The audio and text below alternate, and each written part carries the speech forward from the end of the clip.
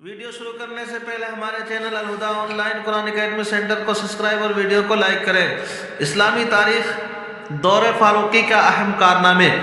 حضرت عمر رضی اللہ عنہ نے اپنے دور خلافت میں بڑے بڑے کارنامے انجام دیے۔ انہوں نے باضابطہ طریقے پر بیت المال کا نظام قائم کیے، ملکی پیمائش کا انتظام کیے، مردم شماری کرائی، جیل خانے قائم کیے، فوج کے لیے دفتری نظام بنائے، راتوں کو گشت کر کے رعایا کے حال سے باخبر رہنے کا طریقہ نکالے، بے روزگار لوگوں کے لیے وظیفے مقرر کیے، جگہ جگہ نہریں کھدوائیں، نماز تراویح کو جماعت کے ساتھ پڑھنے کا اہتمام کیے۔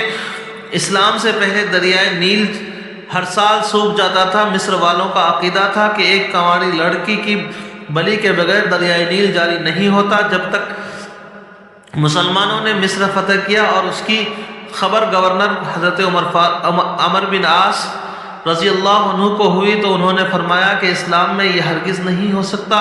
پھر انہوں نے حضرت عمر رضی اللہ عنہ کو اس کی اطلاع دی۔ حضرت عمر رضی اللہ عنہ نے دریائے نیل کے نام یہ خط لکھا: اے دریائے نیل، اگر تو اپنی مرضی سے چلتا ہے تو مت چل، اور اگر تجھے اللہ واحد قہار چلاتے ہیں تو ہم اس سے ہی سوال کرتے ہیں کہ وہ تجھے چلا دے۔ چنانچہ یہ پرچہ دریائے نیل میں ڈال دیا گیا۔ دوسرے دن ہی دریائے نیل پانی سے بھر گیا۔ اس دن سے آج تک دریائے نیل مسلسل جاری ہے۔ اس کے علاوہ بھی آپ کے بہت ساری خدمات اور کارنامے تاریخ کے صفحات میں محفوظ ہیں۔ حضور صلی اللہ علیہ وسلم کا معجزہ گھی میں برکت۔ ام مالک رضی اللہ عنہ کا دستور تھا کہ وہ آپ صلی اللہ علیہ وسلم کی خدمت میں ہمیشہ ایک برتن میں گھی ہدیہ بھیجا کرتی تھی۔ جب ان کے بچے سالن مانگتے اور گھر میں نہ ہوتا تو وہ اس برتن کو جس میں آپ صلی اللہ علیہ وسلم کی خدمت میں گھی بھیجتی تھی اٹھا لاتی اور اس میں سے بقدر ضرورت گھی نکل آتا۔ ایک دن انہوں نے اس برتن کو بالکل خالی کر لیا تو گھی نکلنا ختم ہو گیا۔ پھر آپ صلی اللہ علیہ وسلم کی خدمت میں آئے تو آپ صلی اللہ علیہ وسلم نے فرمایا، اگر تم نے اس کو خالی نہ کیا ہوتا تو وہ ہمیشہ ہی اس میں سے گھی نکلتا۔ ایک فرض کے بارے میں، حج کی فرضیت، رسول اللہ صلی اللہ علیہ وسلم نے فرمایا، اے لوگو، تم پر حج فرض کر دیا گیا ہے، لہذا اس کو ادا کرو۔ ایک سنت کے بارے میں، مجلس سے اٹھنے کی دعا۔ رسول اللہ صلی اللہ علیہ وسلم جب کسی مجلس سے اٹھتے تو فرماتے، سبحانک اللہم و بحمدک، اشہد ان لا الہ الا انت، استغفرک و اتوب الیک۔ اے اللہ، تیری ذات پاک ہے اور قابل تعریف ہے، میں گواہی دیتا ہوں کہ تیرے سوا کوئی معبود نہیں، تجھ سے ہی مغفرت کا طلبگار ہوں اور توبہ کرتا ہوں۔ ایک اہم عمل کی فضیلت، مسلمان بھائی کے لیے دعا کرنا۔ رسول اللہ صلی اللہ علیہ وسلم نے فرمایا، جب کوئی مسلمان اپنے مسلمان بھائی کے لیے پیٹھ پیچھے دعا کرتا ہے تو فرشتے کہتے ہیں کہ آمین، اللہ تعالیٰ تمہیں بھی یہی چیز عطا فرما دے۔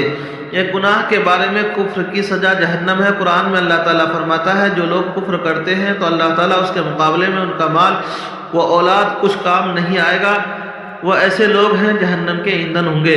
دنیا کے بارے میں، دنیا کا سامان چند روزہ ہے۔ قرآن میں اللہ تعالیٰ فرماتا ہے، دنیا کا سامان کچھ ہی دن رہنے والا ہے، اور اس شخص کے لیے آخرت ہر طرح سے بہتر ہے جو اللہ تعالیٰ سے ڈرتا ہو، اور قیامت میں تم پر ذرہ برابر بھی ظلم نہیں کیا جائے گا۔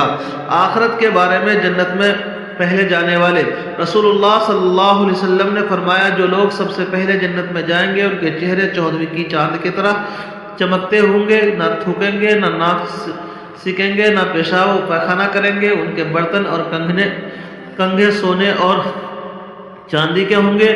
ان کی انگیٹھیوں میں سے عود کی خوشبو پھوٹ رہی ہوں گی۔ ان کے منہ سے مشک کی خوشبو آئے گی۔ وہ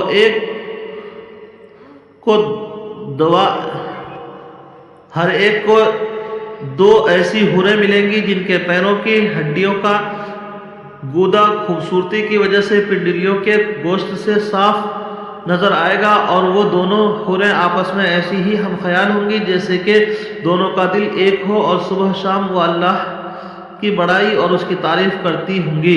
طب نبوی سے علاج، نظر بد سے علاج۔ حضرت عائشہ رضی اللہ عنہ فرماتی ہیں کہ جس کی نظر لگی ہو اسے وضو کرایا جائے، پھر اس پانی سے وہ شخص جس کو نظر لگی ہو غسل کرے۔ نبی کریم صلی اللہ علیہ وسلم کی نصیحت، رسول اللہ صلی اللہ علیہ وسلم نے فرمایا، ایک دوسرے کو ہدیہ دیا کرو۔